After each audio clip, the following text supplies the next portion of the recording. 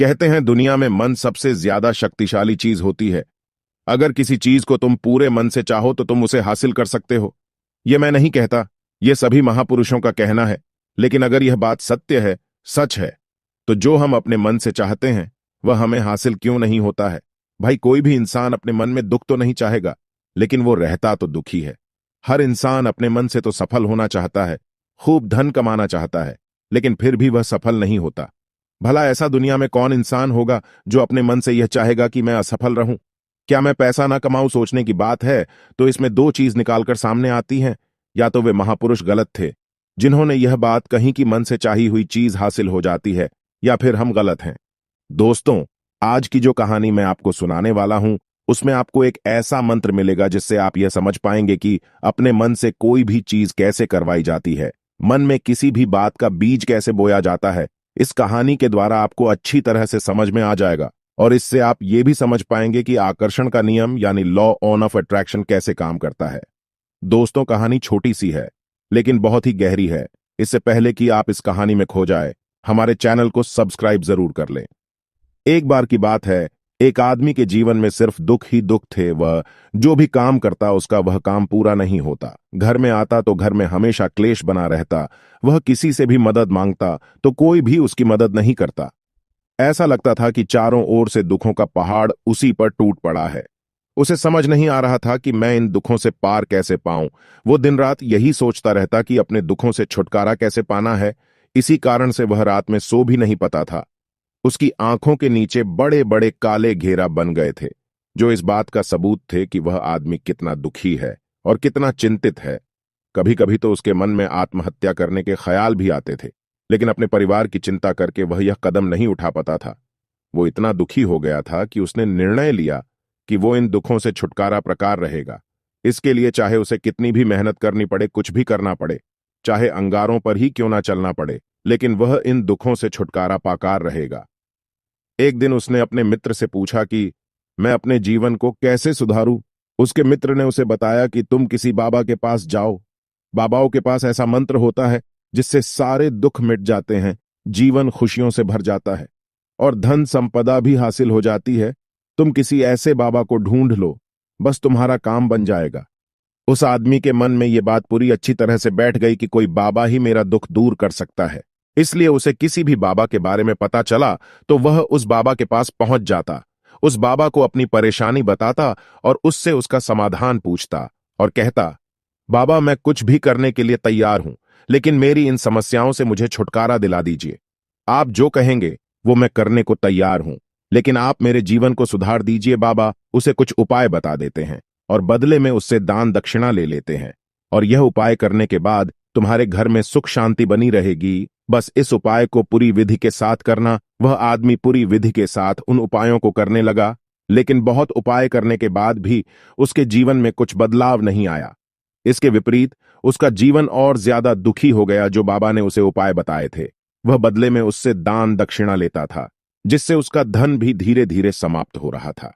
इससे उसके जीवन में दुख और ज्यादा बढ़ गया। तब उसे लगा कि बाबाओं के पास जाने से तो मेरे जीवन में दुख कम होने की बजाय बढ़ते ही जा रहा है, तो मुझे क्या करना चाहिए, बाबाओं के पास जाऊं या ना जाऊं।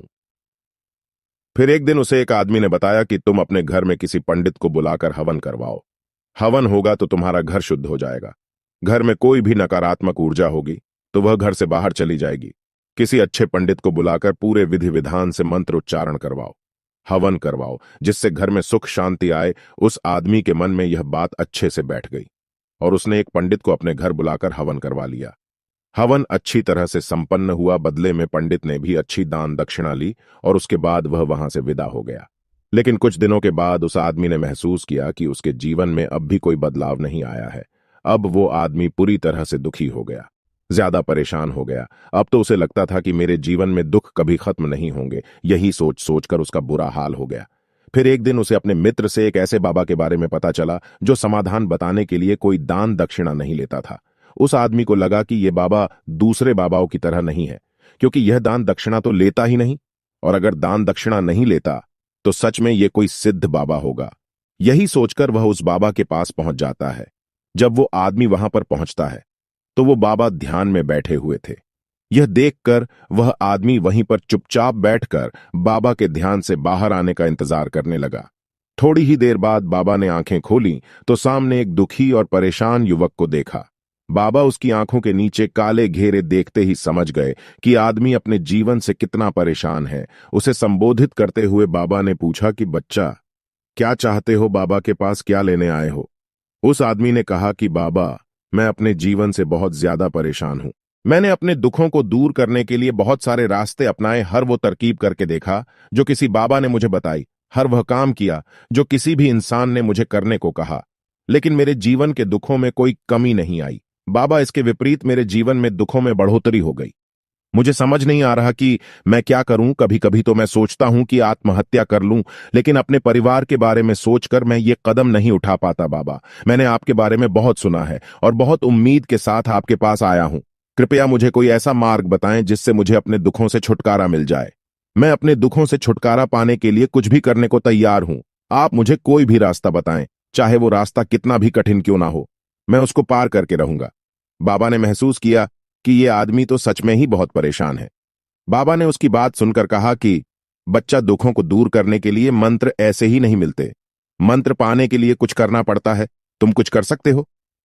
यह सुनकर पहले तो उस आदमी ने सोचा कि ये बाबा मुझसे दान दक्षिणा ही मांगेंगे, लेकिन और कोई रास्ता ना पाकर उस आदमी ने कहा, बाबा, आपको जितनी भी दान दक्षिणा चाहिए मैं देने के लिए तैयार हूं, लेकिन आपका मंत्र सच्चा होना चाहिए, वो पूरा होना चाहिए, उसका फल मुझे मिलन चाहिए। उसके बाद आप जो भी दान दक्षिणा लेना चाहेंगे मैं वो दे दूंगा। बाबा ने कहा कि दान दक्षिणा तो बहुत छोटी सी चीज है, मुझे दान दक्षिणा नहीं चाहिए। इस पर वो आदमी सोच विचार करके बोला, बाबा, मैं अंगारों पर भी चलने को तैयार हूं, बस आप मुझे आज्ञा दीजिए। बाबा ने कहा कि अंगारों पर चलने वाली छोटी चीज मैं तुमसे नहीं करवाने वाला। मैं जो तुमसे करवाने वाला हूं वह बहुत कठिन मंत्र है, तुम उसे पूरा कर पाओगे। उसने कहा, बाबा, आप मुझे बताइए तो सही, मुझे करना क्या होगा? मैं कुछ भी करने को तैयार हूं। इस पर बाबा ने उससे कहा कि यहां से जब तुम अपने घर जाओ तो रास्ते में अपने मन में यह दोहराते हुए जाना, मैं सुखी हूं, मैं सुखी हूं, मैं सुखी हूं। बार बार अपने मन में यही दोहराना, और याद रहे जुबान पर यह नहीं आना चाहिए, यह सिर्फ मन में दोहराना है। यह सुनकर वो आदमी बोला, बाबा, बस इतनी सी बात, यह तो मैं चुटकी बजाकर कर लूंगा, लेकिन इससे होगा क्या? बाबा बोले कि इस मंत्र को करके देखो। वैसे भी तुमने इतने बाबाओं के मंत्र किए हैं, तो इस मंत्र को भी करके देख लो। उस आदमी ने सोचा कि बाबा कुछ दान दक्षिणा तो ले नहीं रहे, और छोटा सा मंत्र है, इसे तो मैं कर ही लूंगा। वह बोला, ठीक है बाबा, मैं यह मंत्र जरूर करूंगा। यह कहकर वह वहां से चलने लगा, लेकिन जैसे ही वह चलने लगा, पीछे से बाबा ने बोला कि बच्चा, एक बात याद रखना, जब तुम ये मंत्र अपने मन में दोहराओ तो तुम्हारे मन में बंदर का विचार नहीं आना चाहिए, बंदर का ख्याल भी नहीं आना चाहिए, तभी यह मंत्र सिद्ध होगा। जब आदमी बोला, मुझे तो आज तक बंदर का कोई विचार नहीं आया, तो अब क्यों आएगा? आप चिंता मत करिए बाबा, मैं बस मन में यही दोहराऊंगा कि मैं सुखी हूं, मैं सुखी हूं, इसके अलावा बंदर का कोई विचार मेरे मन में नहीं आएगा। यह कहकर वो आदमी वहां से चल दिया, अपने मन में मैं सुखी हूं, मैं सुखी हूं, यह दोहराता हुआ थोड़ी ही दूर चला था कि उसके मन में अचानक बंदर का ख्याल आ गया। बंदर का ख्याल एक बार आया और चला भी गया, लेकिन उस आदमी ने सोचा कि आज तक तो मुझे बंदर का कोई विचार नहीं आया, तो यह आज बंदर का विचार क्यों आया? और ऐसे करके उसने उस बंदर के विचार को पकड़ लिया। वह यह भूल गया कि मुझे क्या मंत्र दोहराना है, और वो बंदर के बारे में ही सोने लगता है। जब थोड़ी देर बाद उसे होश आया तो वह फिर से अपना वही मंत्र दोहराने लगा जो बाबा ने उसे बताया था, मैं सुखी हूं, मैं सुखी हूं। लेकिन अचानक से उसे एक बंदर दिखाई दिया, और यह देखकर उसके मन में फिर से बंदर का विचार आ गया है, और वह अपने अंदर से इस विचार को बाहर फेंकना चाहता था। वह चाहता था कि मेरे अंदर किसी भी तरह का बंदर का कोई विचार ना आए, लेकिन उसे तो सामने बंदर ही दिखाई दे गया। ऐसे ही जद्दोजहद करते करते वह घर पहुंचा, और घर पहुंचने के बाद अपनी पत्नी से कहा कि ए बंदरिया, मुझे खाने में बंदर परोस दो। और जब उसे एहसास हुआ कि उसने क्या बोल दिया, तो वो अपने बाल नोचने लगा, दीवार में सर मारने लगा कि आज तक मुझे बंदर का कोई विचार नहीं आया, और आज मुझे ये क्या हो गया है? मुझे हर जगह बंदर ही बंदर नजर आ रहे हैं, ये कैसी माया है? यही सोच सोचकर वह आदमी रात भर सो नहीं पाया। रात भर करवटें बदलते रहा, और सुबह उठकर सीधे उस बाबा के पास पहुंच गया, और उसने उस बाबा के चरणों में गिरकर कहा कि बाबा, पता नहीं क्या चमत्कार हो रहा है, आज तक मुझे बंदर का कोई विचार नहीं आया। लेकिन कल से जब से आपने मुझे कहा कि बंदर का विचार नहीं आना चाहिए, तब से मुझे हर जगह बंदर ही बंदर नजर आ रहे हैं। आदमी ने कहा, बाबा, मुझे तो आपके पीछे पेड़ पर बैठा बंदर भी केले खाता हुए दिखाई दे रहा है। बाबा, ये हो क्या रहा है? ये सुनकर बाबा हंसने लगे। बच्चा, मन का जाल एक ऐसा जाल है जिसे समझ पाना इतना आसान नहीं है। ये बंदर तो तुम्हारे रास्ते में पहले भी आते थे। जब तुम मेरे पास आए थे तब भी ये बंदर इन्हीं पेड़ों पर घूम रहे थे, लेकिन तब तुम्हारे ध्यान में यह बंदर नहीं था। तब तुम्हारे ध्यान में सिर्फ तुम्हारे दुख थे। इसके बाद बाबा ने उसे बताया कि बच्चा, हम जिस भी चीज से दूर भगाना चाहते हैं, वही चीज हमारे मन में बहुत गहराई से प्रविष्टि हो जाती है। वह हमारे अंतर्मन में समा जाती है। असल में हम जिस चीज से भी छुटकारा पाना चाहते हैं, उससे छुटकारा इसलिए पाना चाहते हैं कि वह हमारे साथ बहुत गहराई से जुड़ गई है, और हम जितना ही उससे छुटकारा पाना चाहते हैं, वह उतनी ही गहरी हमारे मन में बैठते चली जाती है, और आखिरकार वह हमारे अंतर्मन में छा जाती है। ऊपर से तो हम चाहते हैं सुखी होना कि मैं सुखी हूं, मैं सुखी हूं, हमारे होंठ भी यही बोलते रहते हैं, लेकिन हमारे मन में दुख होते हैं। हमारे विचारों में, हमारे मन में हमें दुख ही दुख दिखाई देते हैं। इसलिए अपनी जुबान से बार बार यह बोलने से कि मैं सुखी हूं, मैं सुखी हूं, हम सुखी नहीं होंगे जब तक यह मंत्र हमारे अंतर्मन में प्रवेश नहीं होगा। इस पर उस आदमी ने पूछा कि बाबा, लेकिन यह मंत्र हमारे मन में कैसे प्रविष्टि होगा? यह सुनकर बाबा ने कहा कि बच्चा, अपने दुखों से लड़ना बंद कर दो। जब तक तुम अपने दुखों को दूर करने की सोचते रहोगे, तब तक वह दुख तुमसे चिपके रहेंगे। तब तक वो दुख तुम्हारे अंतर्मन पर अपना राज जमाए बैठे रहेंगे, और जिस दिन तुम उन दुखों के बारे में सोचना बंद कर दोगे, उस दिन से तुम्हारी जिंदगी से दुख गायब हो जाएगा। क्योंकि किसी भी चीज से छुटकारा पाने के लिए हमें उसे चीज के बारे में सोचना पड़ता है, और हम जितना ही उसे चीज के बारे में सोचते हैं, उतनी ही गहरी वह हमारे मन में प्रविष्टि होती चली जाती है। हम अधिकतर समय अपने दुखों के बारे में ही सोचते रहते हैं। हम यही सोचते हैं कि हमारे जीवन में दुख है और हमें इससे छुटकारा पाना है। इसी तरह बार बार सोचने से वह दुख हमारे अंतर्मन में प्रविष्टि हो जाते हैं और हमें एहसास भी नहीं होता।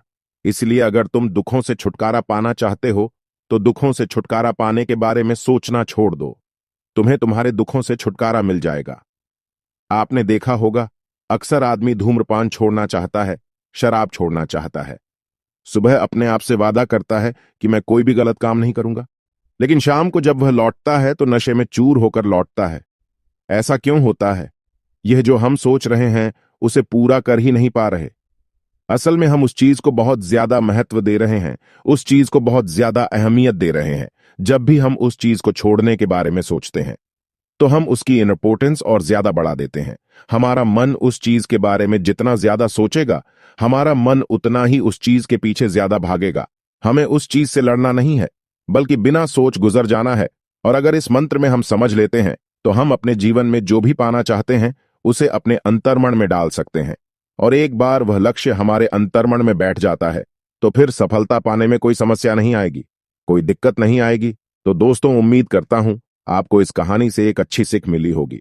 यह कहानी आपको कैसी लगी, हमें कमेंट बॉक्स में कमेंट करके जरूर बताएं, और इस वीडियो को लाइक भी जरूर करें, और साथ ही इस वीडियो को अपने दोस्तों के साथ जरूर शेयर करें, ताकि उन्हें भी इस कहानी से कुछ सीखने को मिल सके।